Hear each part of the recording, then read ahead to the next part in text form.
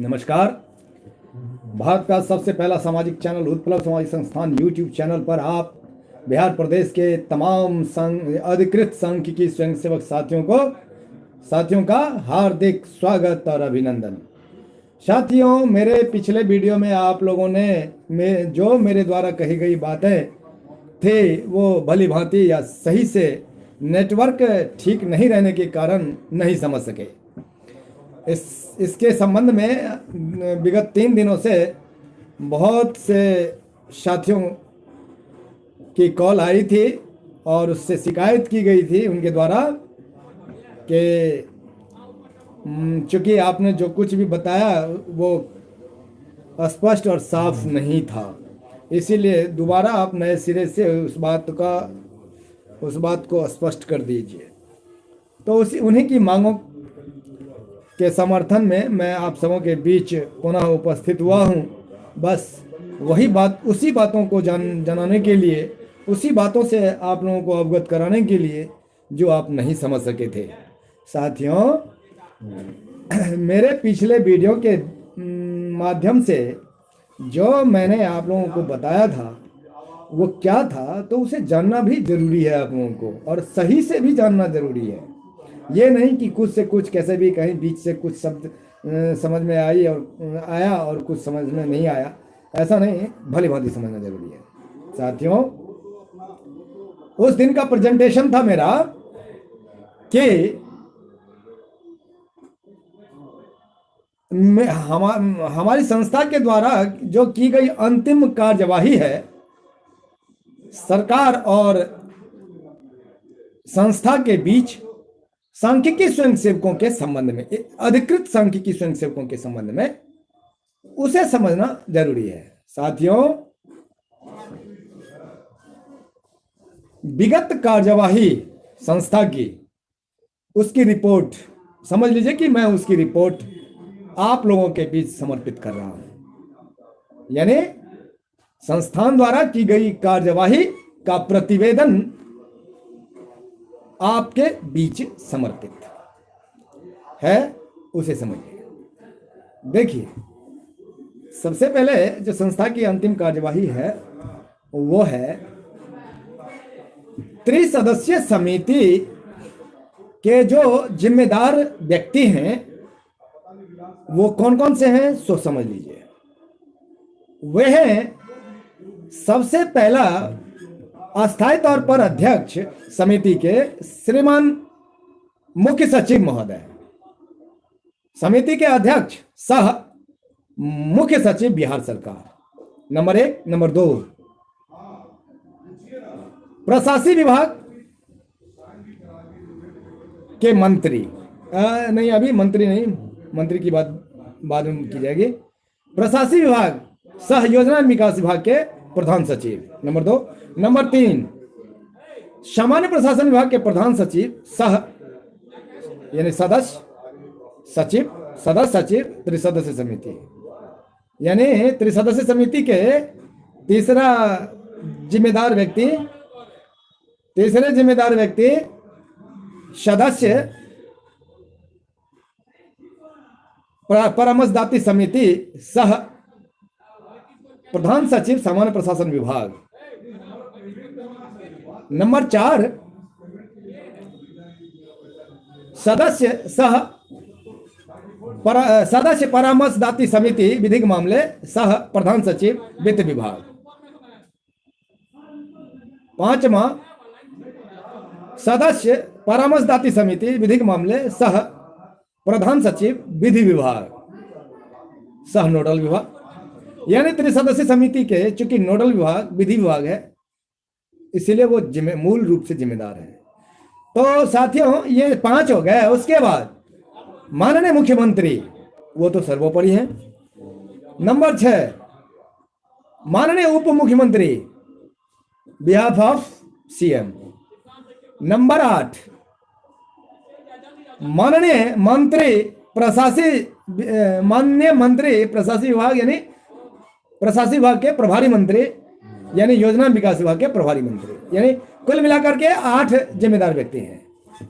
इन सभी जिम्मेदार व्यक्तियों के नाम संबोधित एक पत्र हमारी संस्था ने जारी किया था, जिस पत्र में 100 सांख्यिकी स्वयंसेवकों के अस्तित्व से लेकर के, यानी अस्तित्व की बात क्या कहिए, यानी सांख्यिकी स्वयंसेवकों के जन्म से लेकर के और उसके पैनल निरस्तीकरण, अवैध तरीके से किए गए पैनल निरस्तीकरण के संबंध में संविधान के अनुच्छेदों, उपबंधों एवं कार्यपालिका नियमावली के उपनियमों का हवाला देते हुए उन्हें इस बात का बोध कराते हुए कि आपने जो हमारी नियुक्ति, हमारा पैनल निरस्त किया है वो अवैध किया है, अवैध रूप से किया है। तो अवैध रूप से अवैध बर्खास्ती के खिलाफ जो आपने, यानी सरकार में अस्तित्व में है त्रिसदस्यीय समिति, वो भी त्रिसदस्यीय समिति संविधान के विभिन्न अनुच्छेदों और कार्यपालिका नियमावली के नियमों के अधीन गठित हुई है। इसी समिति के द्वारा जब निराकरण की बात है तो आप उस त्रिसदस्यीय समिति के द्वारा शीघ्र निष्पादित करने की कृपा की जाए। यह आवेदन मैंने कर्तव्य बोध का पाठ पढ़ाते हुए और आवेदन किया गया कि भाई श्रीमान आला कमान बिहार सरकार के सभी, आप शीघ्र इस संबंध में निराकरण निष्पादित करें। इस बात की मांग करने के बाद 22 सितंबर 2022 को इस तरह की हमने 8 जिम्मेदार व्यक्तियों के नाम संबोधित चिट्ठी भेजी थी। उसके 8 दिनों के बाद, यानी 22 8 30 दिनों के बाद हमने विधि विभाग को ध्यान में रखते हुए, चूंकि वो मूल जिम्मेदार पदाधिकारी थे, इसीलिए उनको ध्यान में रखते हुए उनके नाम संबोधित हमने RTI किया, लोक सूचना आवेदन किया। और लोक सूचना आवेदन करने के बाद हमें जो सूचना प्राप्त हुई वो भी आप सबों के सामने मैंने बताया था। हालांकि मैं सार्वजनिक नहीं किया हूं और करूंगा भी नहीं, सामूहिक रूप से मैं सार्वजनिक नहीं करूंगा। इसलिए नहीं करूंगा कि हमारे संगठन में बहुत से विद्वान लोग हैं जो विषय वस्तु को नहीं समझते हैं, विषय वस्तु की वास्तविकता नहीं समझते, लेकिन समझने की कोशिश भी नहीं करते, लेकिन वही अपने आप को ज़्यादा काबिल समझ करके नेतागिरी करने लगते हैं।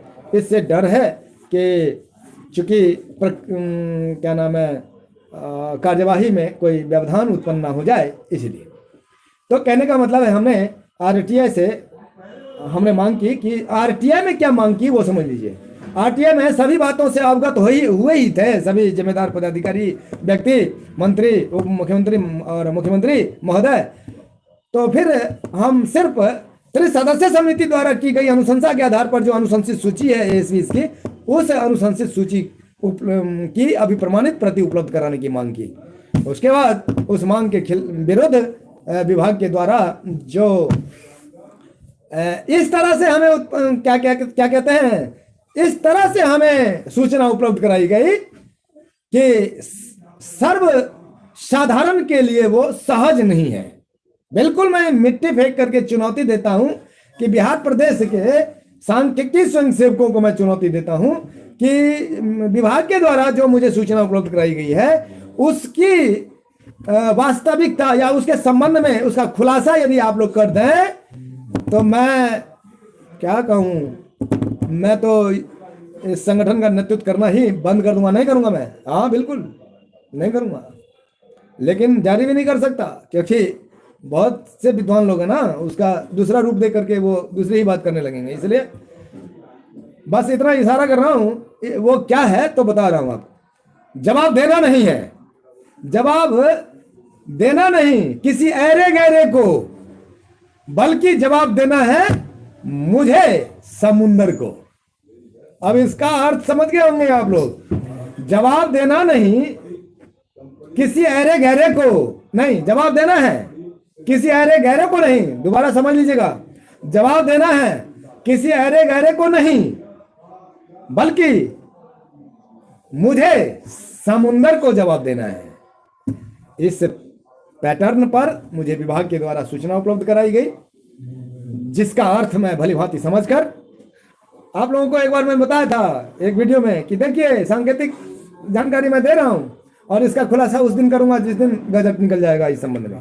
गैर सरकारी संकल्प का गजट जिस दिन निकल जाएगा उस दिन मैं खुलासा करूंगा। इस चिट्ठी को मैं अभी भी कह रहा हूं कि उस दिन मैं सार्वजनिक कर दूंगा। तो सही समझिए साथियों, तो हमें उस तरह से जानकारी दी गई कि हमें समझना कठिन था, लेकिन हम समझ गए। और उस बात को समझकर मैं आप लोगों को विश्वस्त कर रहा हूं, आश्वस्त कर रहा हूं कि आप लोग धैर्य बनाए रखें। हमारा त्रिसदस्यीय समिति द्वारा की गई अनुशंसा के आधार पर गैर सरकारी संकल्प कहिए या प्रस्ताव कहिए, गैर सरकारी प्रस्ताव के माध्यम से, गैर सरकारी प्रस्ताव के माध्यम से जो विधानमंडल में पारित हुआ है गैर सरकारी प्रस्ताव, वह प्रस्ताव बहुत ही जल्दी गजट के माध्यम से आप लोगों के बीच सार्वजनिक होने वाला है और होकर रहेगा। अब विलंब हो रहा है, 1-2 दिन 2-4 दिन, वो अलग बात है, लेकिन होकर रहेगा। तो साथियों, वो क्या है? वो ये है कि गैर सरकारी संकल्प में हमारा मामला पारित हो गया है। अब गजट के माध्यम से आप लोगों के बीच खुलासा होगा, बहुत जल्दी खुलासा होगा। इतनी बड़ी जो कार्यवाही हुई, इसके संबंध में इस बीच में तो आपको एक बात बताई नहीं। सबसे पहले तो सूचना उपलब्ध करा दी गई विधि विभाग के द्वारा कहने पर, और उसके बाद वो हम उसको क्या कहते हैं, उसकी वो जिस पैटर्न पर हमें सूचना उपलब्ध कराई गई है कि सूचना देना नहीं, जानकारी क्या कहते हैं, जवाब देना नहीं, जवाब देना है किसी अरे गहरे को नहीं, बल्कि मुझे समंदर को जवाब देना है। जो पद्धति, जो पैटर्न पर मुझे जानकारी मिली, उस जानकारी के सभी सकारात्मक बिंदुओं का मैं नजरअंदाज करते हुए उसकी नकारात्मकता को सामने ला करके और फिर मैंने एक चिट्ठी दी। उसमें 3 मुख्यमंत्री, उप मुख्यमंत्री और माननीय प्रशासनिक विभाग के मंत्री महोदय को, प्रभारी मंत्री महोदय को छोड़ करके बाकी 5 जिम्मेदार व्यक्तियों को पुनः मैंने वापस उस चिट्ठी को भेजी, लिख करके कि देखिए इसमें जिस तरह से हमें सूचना उपलब्ध कराई गई आरटीआई के माध्यम से विभाग के द्वारा, वो क्या था, तो मूल विषय से अलग, भ्रामक एवं गैर संवैधानिक इसलिए करार दिया क्योंकि आप लोगों को पता होगा कि मैंने एक बार राहुल कुमार को कहा था कि ज्यादा पहलवान बन रहे हो तो पहलवानी करते ना।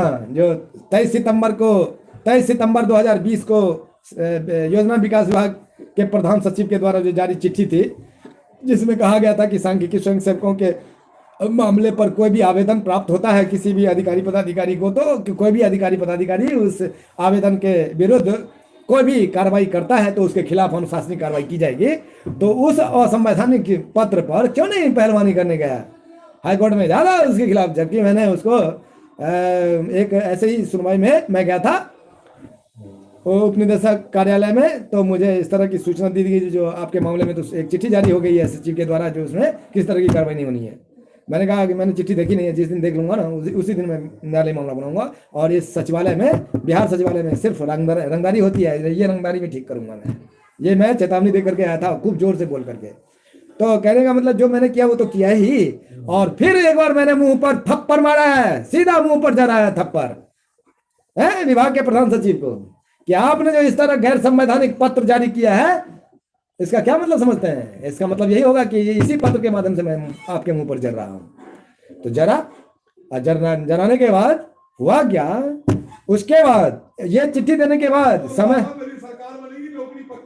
सर, इसी बीच में मैंने एक पत्र दिया था। उस पत्र में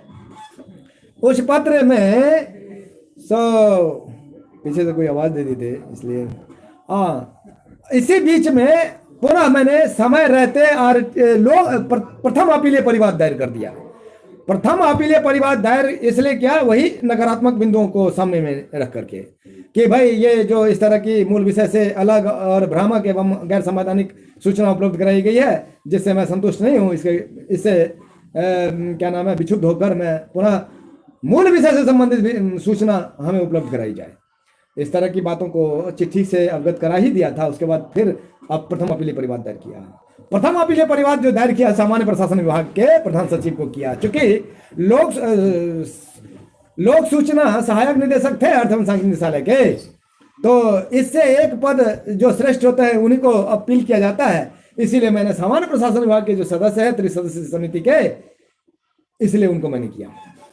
हालांकि एक बात है, विधि विभाग के मैंने सबको संबोधन किया था, विधि विभाग के प्रधान सचिव को, तो विधि विभाग के सचिव से एक पद सीनियर होते हैं सामान्य प्रशासन, ये ध्यान रखिएगा, कार्यपालिका नियमावली के तहत। इसीलिए मैंने सामान्य प्रशासन विभाग को दिया।